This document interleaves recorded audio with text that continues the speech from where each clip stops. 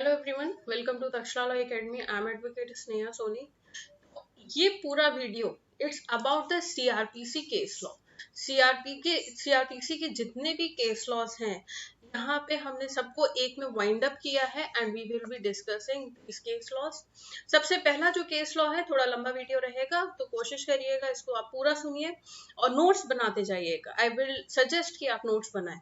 तो सबसे पहला जो केस लॉ है that is state of Bihar versus Chandrabhushan Singh, AIR 2001 supreme court का केस है। तो यहाँ बोला गया था कि जो चार्जशीट आती है under section 2 subsection D, sub clause D, RPF officer अगर चार्जशीट दे रहे हैं for an offence under railway properties act, तो it can be treated as a complaint of RPF.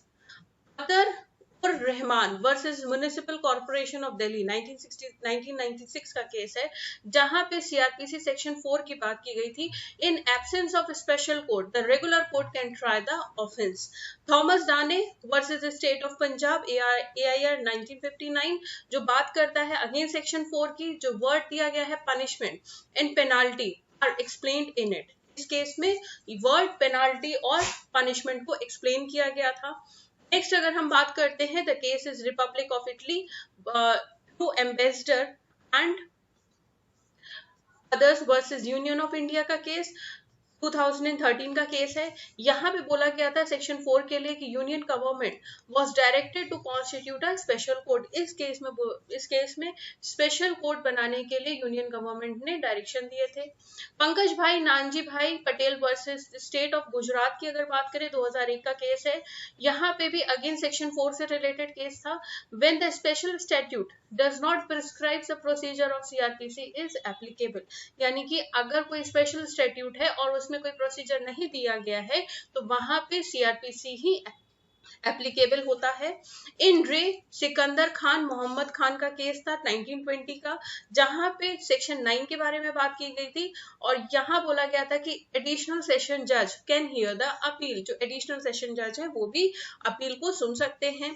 Emperor versus Lakshman Avaji नारंगकर 1931 का केस था, जहां पे सेक्शन 9 की ही बात की गई थी। सेक्शन 9 सब सेक्शन 3 में ये बोला गया था जो आपके सेक्शन 194 और 409 है, जिसमें असिस्टेंट एंड एडिशनल सेशन जज वो एक्सरसाइज कर सकते हैं jurisdiction of session court, but they are separate courts. यानी कि जो आपके एडिशनल जज की, जो असिस्टेंट जज की जो कोर्ट है और जो एडिशनल सेशन जज की जो कोर्ट है, they are the separate courts, but वो सेशन कोर्ट के पावर को, ज्यूरिसडिक्शन को एक्सरसाइज कर सकते हैं। नेक्स्ट आता है अफाकार वर्सेस स्टेट ऑफ महाराष्ट्र। ये आपका सेक्शन 28 के बारे में था और यहाँ ये बोला गया था कि जो असिस्टेंट सेशन जज है should not be allotted with case punishable with more than 10 years। तो ऑलरेडी जो जब आप ज्यूरिसडिक्शन की बात करते हैं या जब आप पनिशमेंट की बात करते हैं तो असिस्टेंट सेशन जज की सबकी दी गई है। तो इस केस में स्पेशली बोला गया था कि असिस्टेंट सेशन जज को वो केसेस नहीं दिए जाएंगे जिसकी पनिशमेंट मोर देन 10 years की है। नेक्स्ट इसी केस में एक और केस था, दैट वाज पंकज भाई नानाजी भाई Patel versus state of Gujarat का केस 2001 में, जहां पे सेक्शन 229 और सेक्शन 138 NIA एक्ट की अगर हम बात करें तो वहां पे magistrate has no pecuniary limit for compensation, यानी कि मजिस्ट्रेट के पास कोई लिमिट नहीं होती है। पिक्यूनरी यानी कि मॉनेटरी पैसे से रिलेटेड ऐसी कोई लिमिट नहीं होती है कि जिसके अगेंस्ट वो कंपनसेशन देंगे। वो जितना चाहे उतना कंपनसेशन दे सकते हैं under section 29 of CrPC and section 138 of NIA act. इसी के साथ साथ एक और सेम केस में ही Pankaj bhai Nanji bhai Patel versus state of Gujarat 2001 के केस में ही section 29 magistrate has no pecuniary limit for compensation. यहाँ पे हमने दोनों की बात की है, NIA एक्ट और सीआरपीसी, लेकिन इसमें सिर्फ और सिर्फ हमने सीआरपीसी की बात की है। नेक्स्ट जो केस आता है दैट इज सिंधलिंगप्पा गुरुलिंगप्पा वर्सेस एम्परर का केस 1926 का, जहां पे CrPC section 31 aggregate fine should be considered for the purpose of appeal, यानी कि जब भी आप अपील करने जा रहे हैं तो एग्रीगेटेड फाइन के साथ आप जाएंगे, उसके लिए अपील करेंगे सेक्शन 31 में।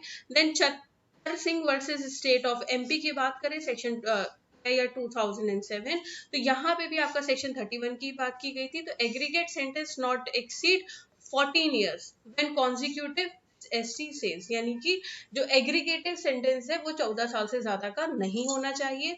नेक्स्ट केस है Hariom at the rate Kalicharan Shri Ram and others versus state of Maharashtra का case.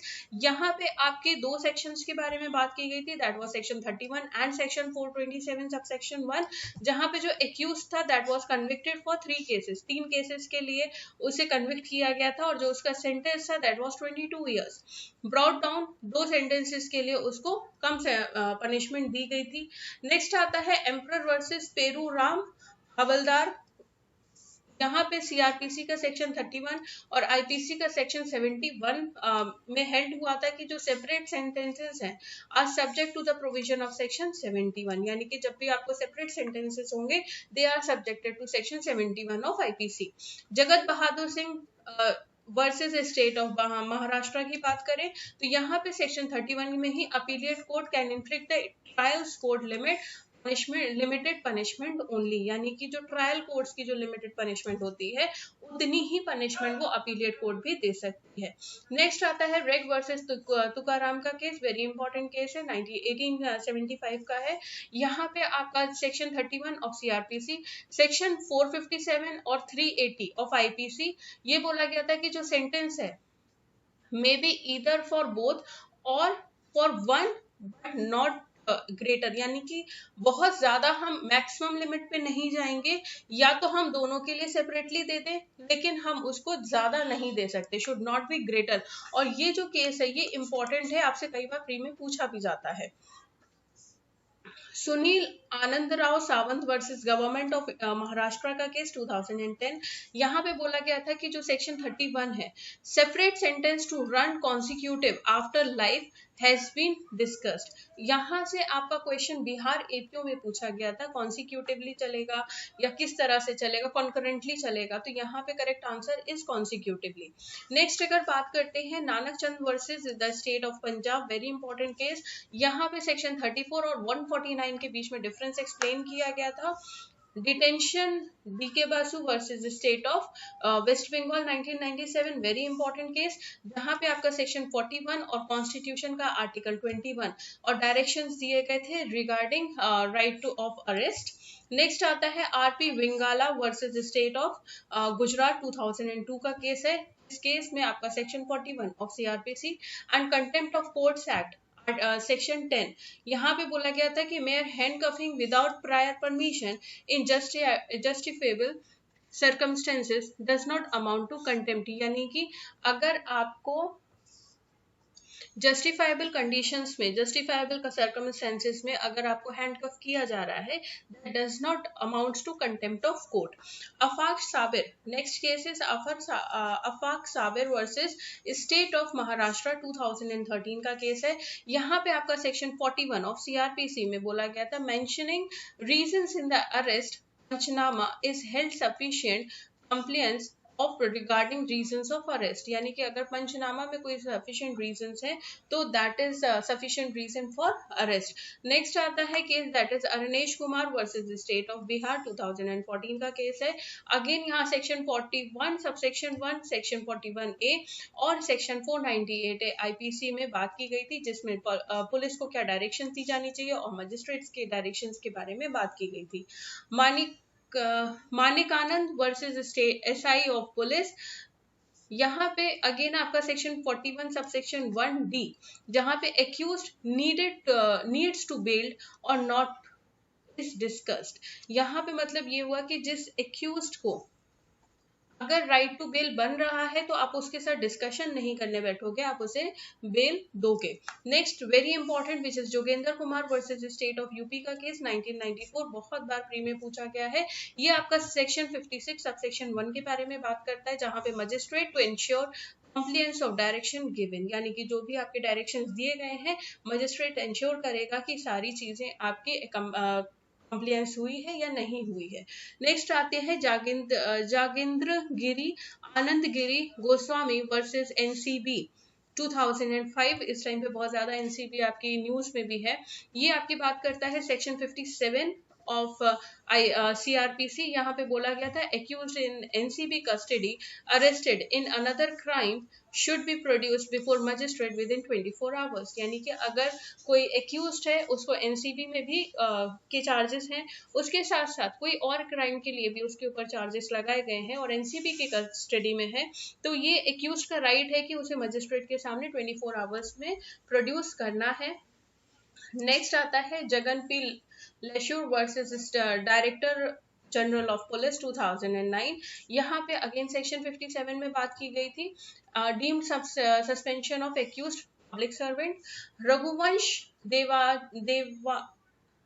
देवांचंद Bhasin versus state of Maharashtra की बात है और ये आपका AIR 2011 है। यहाँ पे आपके सेक्शन 70 और 71 में बात की गई थी, no arrest on cancelled warrant registered to be maintain. यानी कि अगर आप कोई अरेस्ट कर रहे हो जिसको ऑलरेडी वारंट आपने कैंसिल कर दिया है, तो उस बेसिस पे कोई भी अरेस्ट नहीं होना चाहिए। दूसरा, वारंट जो वारंट का रजिस्टर है उसको मेंटेन करना चाहिए। नेक्स्ट है state through CBI versus Dawood Ibrahim Bhaskar 1997 का केस है, सेक्शन 73 के लिए। Warrant can be issued before chargesheet and for investigation purpose. यानी कि वारंट आप इशू कर सकते हो बिफोर चार्जशीट लगे बिना, और उसके साथ साथ किस वजह से आप करोगे, only for the investigation purpose. Next आता है Sheikh Rahman versus state of Maharashtra 1991 का केस है। ये आपका सेक्शन 79 के लिए है, magistrate can issue warrant for execution beyond his local limits. Next आता है MP Sharma and others versus Satish Chandra 1954 का केस है, जहां पे आपकी बात की गई थी सेक्शन 93 और 94 for search and seizure for accused not violative of fundamental rights. State of Gujarat versus Shyamlal Mohan चौकसी, वेरी इंपॉर्टेंट केस, सेक्शन 94 की बात की गई थी, is not applicable to accused. State of Gujarat versus Shyam Mohan Lal Chauksi 1965 का case, again it is CRPC का section 94 subsection 1। यहाँ पे बात की गई थी power to issue summon produce document is not applicable to the accused. Next है Praveen Singh and others versus Bihari Lal Singh and others 1989 का केस है, जहां पे सेक्शन 97 में बात की गई थी for the CRPC search can be conducted in a place other than mentioned in warrant. यानी कि वारंट में जो प्लेस ऑफ सर्च है उसके अलावा भी सर्च किया जा सकता है। नेक्स्ट आता है state government of NCT of Delhi versus Sunil and others 2001, very important case, जहां पे आपका सेक्शन 100 CRPC और सेक्शन 27 एविडेंस एक्ट की बात की गई थी, विटनेसेस नॉट रिक्वायर्ड। खेत Singh versus Union of India का केस 2002, जहां पे आपका सेक्शन 100 ऑफ CRPC, जहां पे बात किया गया था seizures panchnama prepared at customs office instead of spot did not cause prejudice hence relied। यानी कि ये चीज आपसे पूछी भी जाती है कि अगर कस्टम्स ऑफिस पे कोई सर्च एंड सीजर हुआ है, वहां पे पंचनामा बनाया गया है, तो क्या हम उस पर रिलाई कर सकते हैं या नहीं कर सकते? बिल्कुल रिलाई कर सकते हैं। नेक्स्ट आता है, ये सारी चीजें आपके इंटरव्यू में पूछी जा सकती है। State of Maharashtra and others versus Sudhir Vasant Karnataki, ये आपका सेक्शन 100 के लिए है फॉर CRPC। ये बोला गया था कि whether immovable property is included और not refer to larger bench.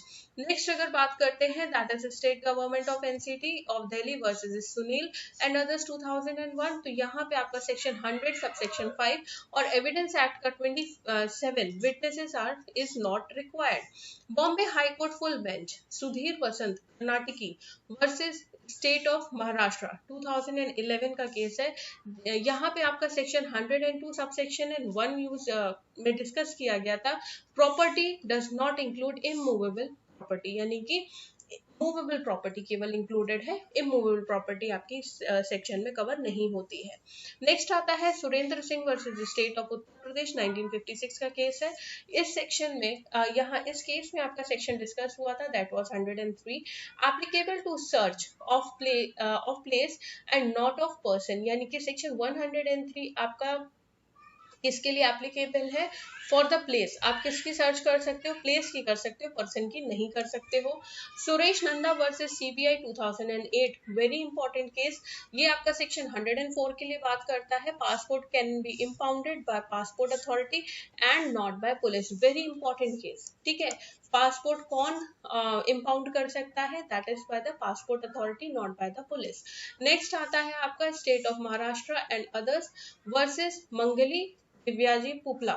ये केस आपका बात करता है सेक्शन 107 एंड 116, जो बोलता है no provision to ask for interim bond.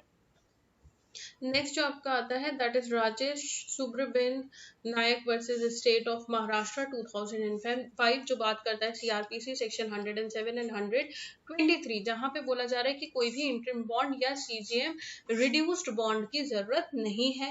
Next आता है Parimila Naveen Shah versus state of Maharashtra and others 2005 का, जो बात करता है कि सीआरपीसी 107 में no provision to ask for interim bond, यानी कि इंटरिम बॉन्ड की बात नहीं की जा रही है। यहां से जो आपका क्वेश्चन बनता है फॉर योर प्री, वो डायरेक्टली यही बोलता है कि 107 में क्या इंटरिम बॉन्ड्स की बात की गई है या नहीं की गई है? तो बिल्कुल भी नहीं की है। Dattatreya, very important case, Dattatreya Madhu Tilak versus state of Maharashtra 2014, जहां पे सेक्शन 107 को बात की गई है, सेशन जज has to interfere if action is illegal। Praveen Vijay Kumar Taware versus special executive magistrate 2009, Bombay का ये केस है, सीआरपीसी सेक्शन 116, जहां पे बात की गई थी कि training to executive magistrate directed by high court, यानी कि जब भी एग्जीक्यूटिव मजिस्ट्रेट की ट्रेनिंग होगी that will be directed by the high court. Rajesh Suryaben Nayak versus state of Maharashtra 2006, जहां पे सीआरपीसी सेक्शन 123 सबसेक्शन 2 और सबसेक्शन 3 की बात की गई है। बोला गया है कि सीजीएम एक्सरसाइज जुरिस्डिक्शन के बारे में। नूर साबाज खातून वर्सेस मोहम्मद कासिम 1997 का केस है, जहां पे आपका section 125 very important and section 3 of MWPOD act rights of minor children and unmarried daughters are protected. Mohammad Ahmad Khan versus Shah Bano Begum का case, very important case, section 125 is applicable to Muslim divorced women also. Next आता है Albaksh Karim Sheikh versus Shrimati Noorjahan Albakhsh Sheikh 1994 का case है। Again यहाँ पे बोला गया था कि जो सेक्शन 125 है उसका एप्लीकेशन मुस्लिम चाइल्ड भी है। नेक्स्ट आता है श्रीमती सरोज गोविंद मुक्कर वर्सेस श्रीमती कलाबाई, यहाँ पे आपका सेक्शन 125 में ही बात की गई थी और बोला गया था daughter in law was directed to maintain mother in law. यहाँ पे ये क्वेश्चन आपसे पूछा जाता है, क्या डॉटर इन लॉ यानी कि जो बहू है क्या वो मेंटेन कर सकती है सास को? तो यस, बिल्कुल कर सकती है।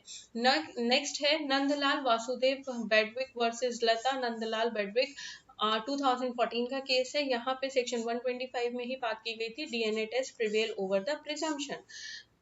बकुल Bai Anders versus Gangaram and others 1988 का केस है, जहां पे सेक्शन 125 में बोला गया था illegitimate child is entitled for maintenance. Next है दिमनी बैन हीरा भाई वर्सेस हीरा भाई रामचंद्र व्यास, ये डिसाइड हुआ था 2014 में ही एंड सेक्शन 125 में बोला गया था कि judgement shall contain reasons for finding for grant of maintenance from the date of application, यानी कि जो ग्रांट ऑफ मेंटेनेंस है तो उसके रीजंस आपको लिखने पड़ेंगे from the date of application. Jagdish Jutwa versus Manjulata 2002 का केस है, जहां पे बोला गया था in section 125 maintenance by family court to major daughter was upheld, यानी कि अगर मेजर डॉटर मेंटेनेंस की बात की गई है और ऑर्डर आया है फ्रॉम द फैमिली कोर्ट, बिल्कुल इट इज मेंटेनेबल। नेक्स्ट है शिवाजी बाबूराव बहाद वर्सेस बहावत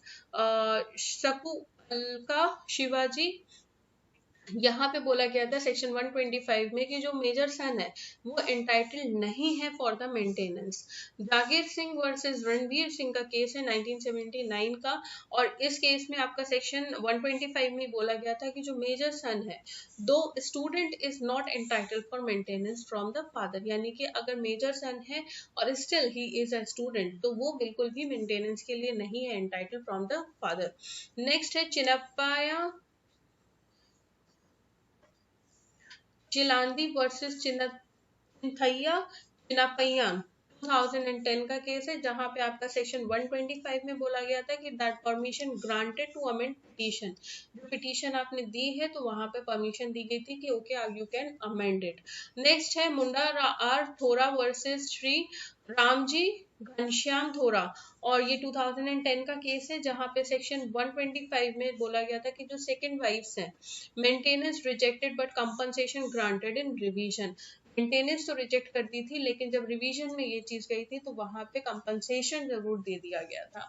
सैयद मोहसिन अली सैयद शौकत अली वर्सेस श्रीमती नूरस शेर, 2005 का केस है, सेक्शन 125 पे ही है। Talaq must be for reasonable causes and be proceed by attempts और एट रिकंसिलिएशन, यानी कि तलाक अगर आपने दिया है there must be a reasonable cause, और उसके साथ साथ कोशिश भी की गई थी रिकंसिलिएशन की।